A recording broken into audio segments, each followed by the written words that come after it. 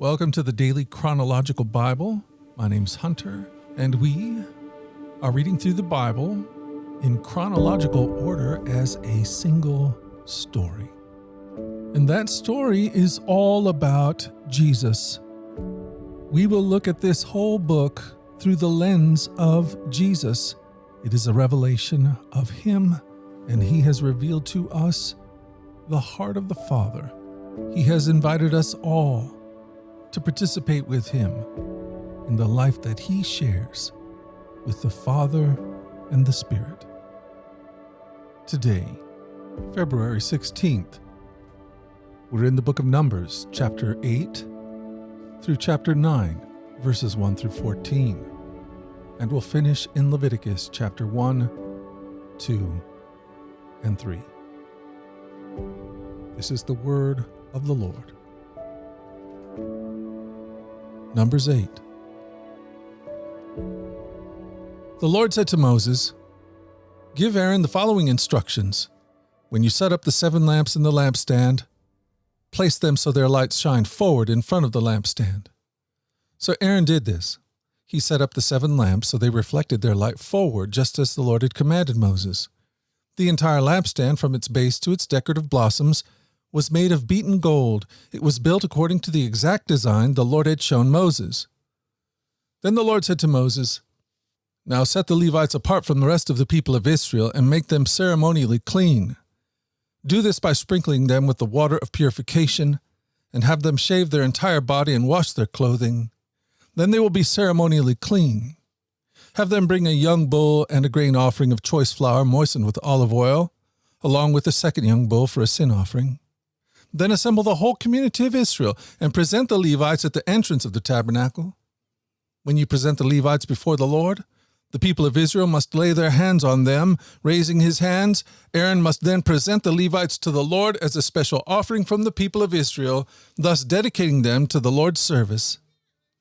Next, the Levites will lay their hands on the heads of the young bulls, present one as a sin offering and the other as a burnt offering to the Lord, to purify the Levites and make them right with the Lord. Then have the Levites stand in front of Aaron and his sons, and raise your hands and present them as a special offering to the Lord. In this way you will set the Levites apart from the rest of the people of Israel, and the Levites will belong to me. After this, they may go into the tabernacle to do their work, because you have purified them and presented them as a special offering. Of all the people of Israel, the Levites are reserved for me. I have claimed them for myself in place of all the firstborn sons of the Israelites. I have taken the Levites as their substitutes, for all the firstborn males among the people of Israel are mine, both of people and of animals. I set them apart for myself on the day I struck down all the firstborn sons of the Egyptians. Yes, I have claimed the Levites in place of all the firstborn sons of Israel. And of all the Israelites I have assigned the Levites to Aaron and his sons.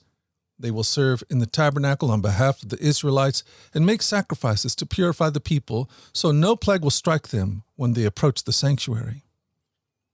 So Moses, Aaron, and the whole community of Israel dedicated the Levites, following carefully all the Lord's instructions to Moses.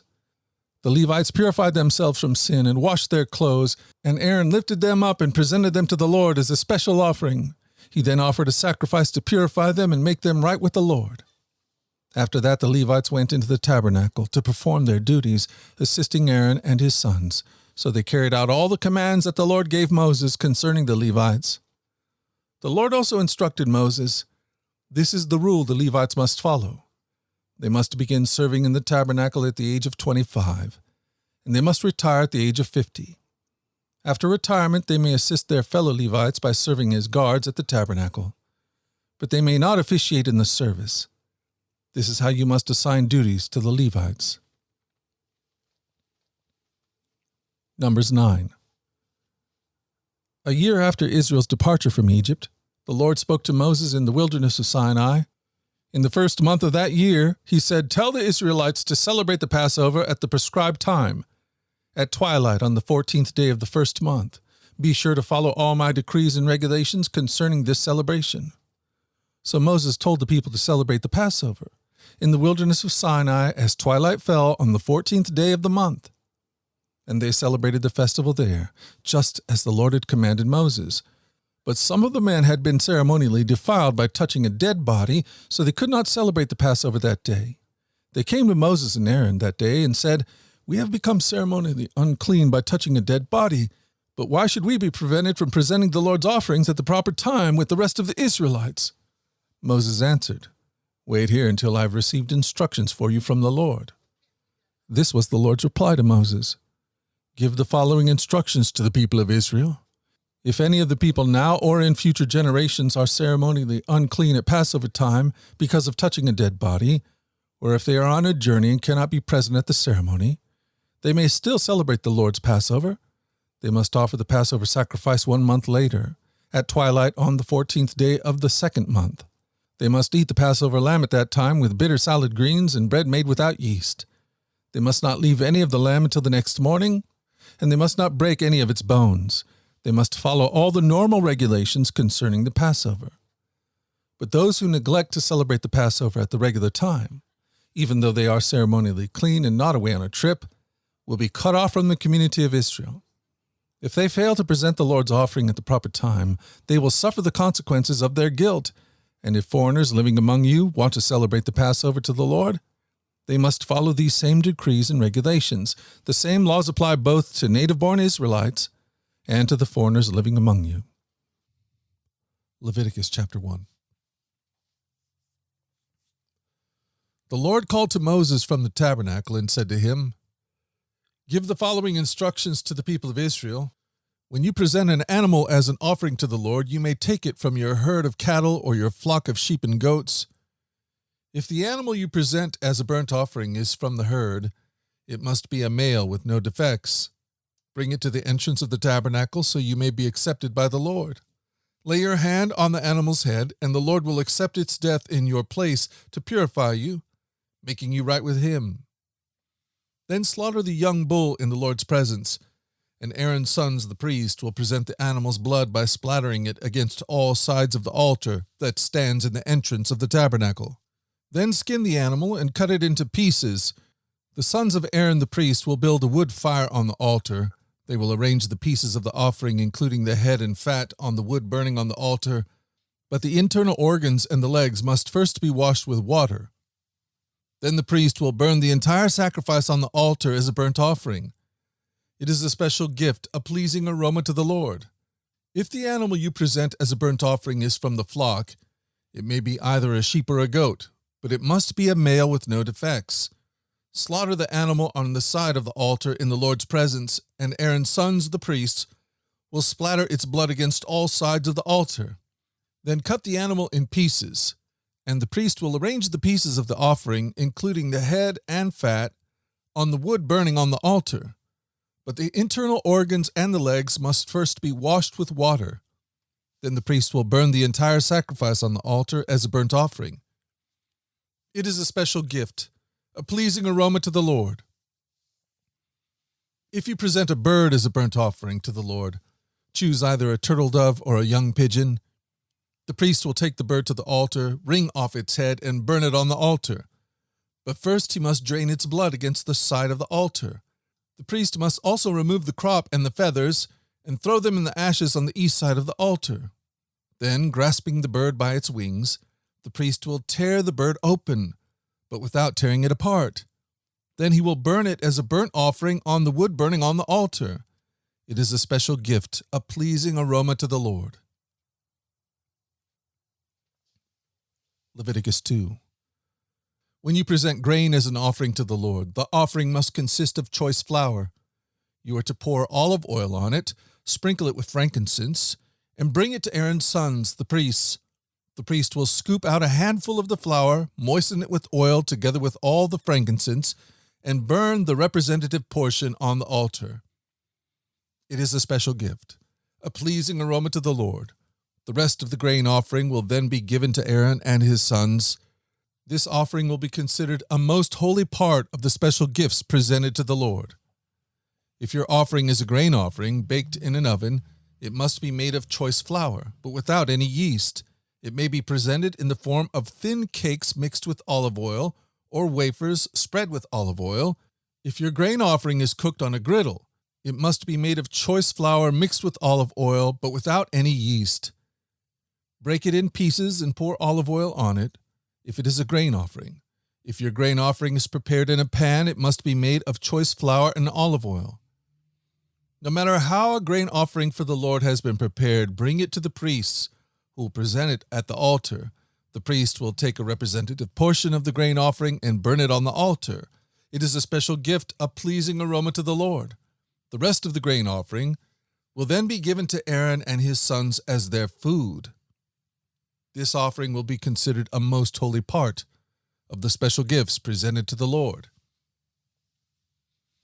Do not use yeast in preparing any of the grain offerings you present to the Lord, because no yeast or honey may be burned as a special gift presented to the Lord. You may add yeast and honey to an offering for the first crops of your harvest, but these must never be offered on the altar as a pleasing aroma to the Lord. Season all your grain offerings with salt to remind you of God's eternal covenant. Never forget to add salt to your grain offerings. If you present a grain offering to the Lord from the first portion of your harvest, bring fresh grain that is coarsely ground and roasted on fire. Put olive oil on this grain and sprinkle it with frankincense. The priest will take a representative portion of the grain, moistened with oil, together with all the frankincense, and burn it as a special gift presented to the Lord. Leviticus 3. If you present an animal from the herd as a peace offering to the Lord, it may be a male or a female, but it must have no defects. Lay your hand on the animal's head and slaughter it at the entrance of the tabernacle. Then Aaron's sons, the priests, will splatter its blood against all sides of the altar. The priest must present part of this peace offering as a special gift to the Lord. This includes all the fat around the internal organs, the 2 kidneys and the fat around them near the loins, and the long lobe of the liver. These must be removed from the kidneys, and Aaron's sons will burn them on top of the burnt offering on the wood burning on the altar. It is a special gift, a pleasing aroma to the Lord. If you present an animal from the flock as a peace offering to the Lord, it may be a male or a female, but it must have no defects. If you present a sheep as your offering, bring it to the Lord. Lay your hand on its head and slaughter it in front of the tabernacle. Aaron's sons will then splatter the sheep's blood against all sides of the altar. The priest must present the fat of this peace offering as a special gift to the Lord. This includes the fat of the broad tail cut off near the backbone, all the fat around the internal organs, the 2 kidneys and the fat around them near the loins, and the long lobe of the liver. These must be removed with the kidneys, and the priest will burn them on the altar. It is a special gift of food presented to the Lord. If you present a goat as your offering, bring it to the Lord. Lay your hand on its head and slaughter it in front of the tabernacle. Aaron's sons will then splatter the goat's blood against all sides of the altar. The priest must present part of this offering as a special gift to the Lord. This includes all the fat around the internal organs, the 2 kidneys, and the fat around them near the loins, and the long lobe of the liver. These must be removed with the kidneys, and the priest will burn them on the altar.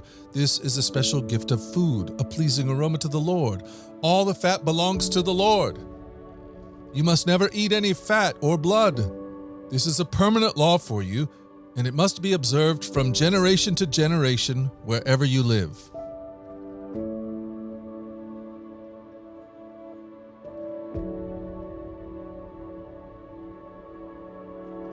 Thank you for joining us at the Daily Chronological Bible. You can find out more about our other podcasts at dailyradiobible.com, where people from all around the world come to join us in this journey through the Scriptures, where we allow the Scriptures to point us to the God who is love, the God revealed to us fully in Jesus. Again, that website is dailyradiobible.com. Until tomorrow, let's go forward in God's joy. Let's let His joy be our strength. And let us always remember this, that you are loved. No doubt about it. Alrighty, I'll talk to you again tomorrow.